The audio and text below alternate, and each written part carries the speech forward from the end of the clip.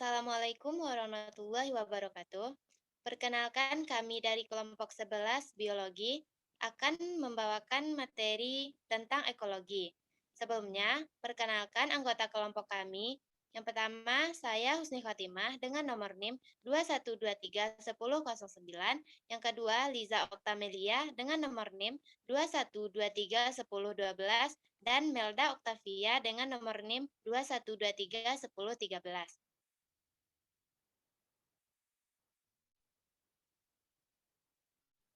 Pada materi ini terdapat 5 subbab. Yang pertama, pengertian ekologi. Yang kedua, ruang lingkup ekologi. Yang ketiga, daya dukung dan daya lenting lingkungan. Yang keempat, kerusakan lingkungan. Dan yang kelima, pelestarian berwawasan ekologi. Baiklah, saya akan membacakan materi yang pertama. Pengertian ekologi. Secara etimologi, ekologi berasal dari kata Yunani yaitu oikos yang artinya habitat atau tempat tinggal, dan logos artinya ilmu. Jadi, ekologi dapat diartikan sebagai ilmu yang mempelajari tempat tinggal atau habitat. Sedangkan secara keilmuan, ekologi termasuk sebagai salah satu di antara ilmu biologi yang mempelajari interaksi atau hubungan timbal balik antara makhluk hidup dengan lingkungan hidup lain dan juga dengan lingkungan di sekitarnya. Ekologi sebagai dasar ilmu lingkungan memiliki ruang lingkup yang luas dan kompleks, seperti keanekaragaman hayati, alam, hingga interaksi lingkungan dan sekitarnya.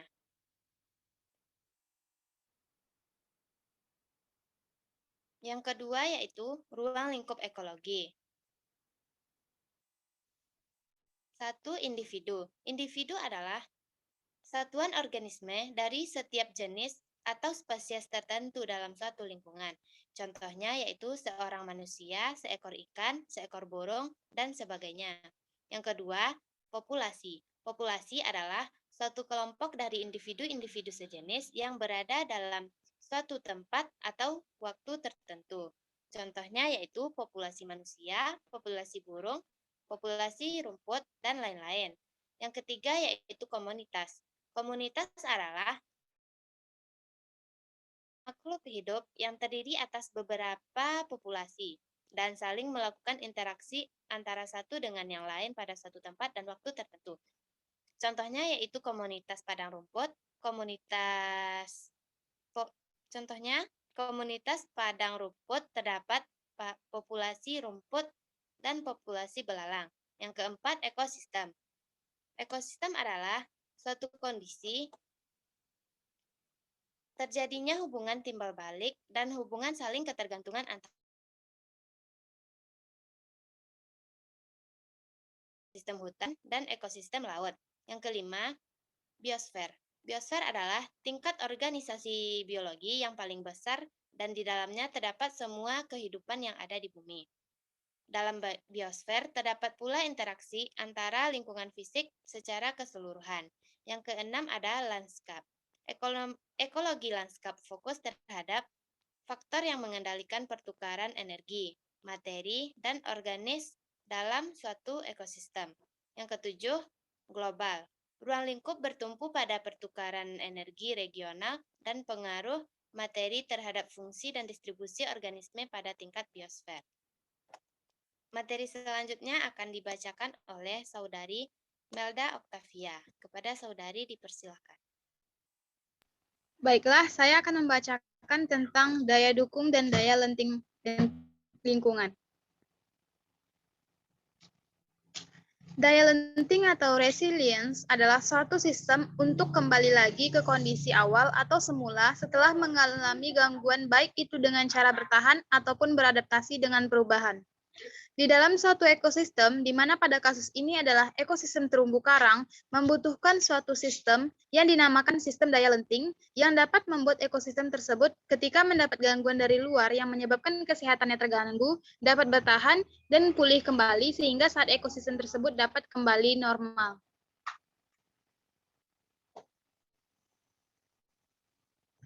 Komponen daya lenting ada dua, yaitu resisten dan recovery. Resisten yaitu merupakan kemampuan untuk menyerap atau menahan dampak tekanan atau stres. Sedangkan recovery, yaitu kemampuan untuk pulih kembali. Daya dukung lingkungan. Daya dukung lingkungan ada 4, yaitu daya dukung maksimum, yaitu merupakan jumlah maksimum dari makhluk hidup yang dapat didukung oleh lingkungannya. Daya dukung subsistem, yaitu jumlah makhluk hidup yang sedikit berkurang dari jumlah maksimum, serta kemampuan lingkungan untuk mendukung pas-pasan. Yang ketiga, daya dukung optimum, yaitu jumlah makhluk hidup yang lebih rendah dari kemampuan.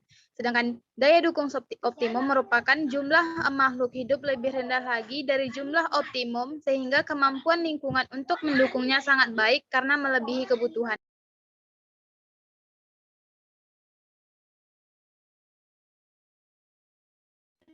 Daya dukung lingkungan hidup. Daya dukung lingkungan hidup adalah kemampuan lingkungan hidup untuk mendukung peri kehidupan manusia dan makhluk hidup lain. Penentuan daya dukung lingkungan hidup dilakukan dengan cara mengetahui kapasitas lingkungan alam dan sumber daya untuk mendukung kegiatan manusia atau penduduk yang menggunakan ruang bagi kelangsungan hidup. Besarnya kapasitas tersebut di suatu tempat dipengaruhi oleh keadaan dan karakteristik sumber daya yang ada di hamparan ruang yang bersangkutan. Kapasitas lingkungan hidup dan sumber daya akan menjadi faktor pembatas dalam penentuan pemanfaatan ruang yang sesuai.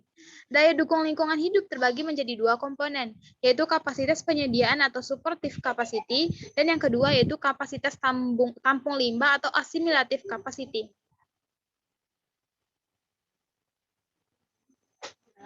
Penentuan daya dukung lingkungan hidup dalam pedoman ini dilakukan berdasarkan 3 pendekatan, yaitu kemampuan lahan untuk alokasi pemanfaatan ruang, yang kedua perbandingan antara ketersediaan dan kebutuhan lahan, yang ketiga perbandingan antara ketersediaan dan kebutuhan air.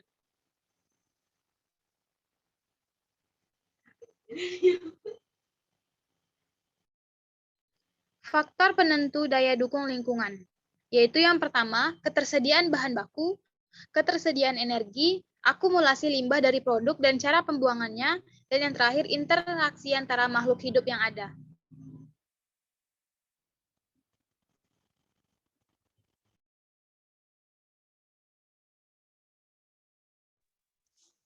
Materi selanjutnya akan disampaikan oleh Saudari Liza Oktamelia. Kepada Saudari dipersilakan. Baik, materi keempat akan saya bacakan. Yang pertama yaitu kerusakan lingkungan. Kerusakan lingkungan hidup dapat diartikan sebagai proses deteriorasi atau penurunan mutu atau kemunduran lingkungan. Deteriorasi lingkungan ini ditandai dengan hilangnya sumber daya tanah, air, udara, punahnya flora dan fauna liar, dan kerusakan ekosistem. Kerusakan lingkungan hidup di Indonesia semakin hari kian parah. Kondisi tersebut secara langsung telah mengancam kehidupan manusia. Tingkat kerusakan alam pun meningkatkan risiko bencana alam. Penyebab terjadinya kerusakan alam dapat disebabkan oleh 2 faktor, yaitu akibat peristiwa alam dan akibat ulah manusia. Letusan gunung berapi, banjir, abrasi, tanah longsor, angin puting beliung, gempa bumi, dan tsunami merupakan beberapa contoh bencana alam. Selanjutnya, pelestarian berwawasan ekologi. Pelestarian lingkungan dapat dipengaruhi oleh pemahaman konsep ekologi dan etika lingkungan. Dengan demikian berarti makin tinggi pemahaman konsep ekologi dan makin tinggi etika lingkungan. Makin tinggi pula partisipasi seseorang dalam melestarikan lingkungannya. Sebaliknya, semakin rendah pemahaman konsep ekologi dan makin rendah etika lingkungan, semakin rendah pula partisipasi seseorang dalam melestarikan lingkungan tersebut. Etika lingkungan adalah kepedulian manusia terhadap lingkungan yang tidak berpusat pada diri individu dengan status moral. Manusia tidak boleh merusak lingkungan karena mereka memiliki moral.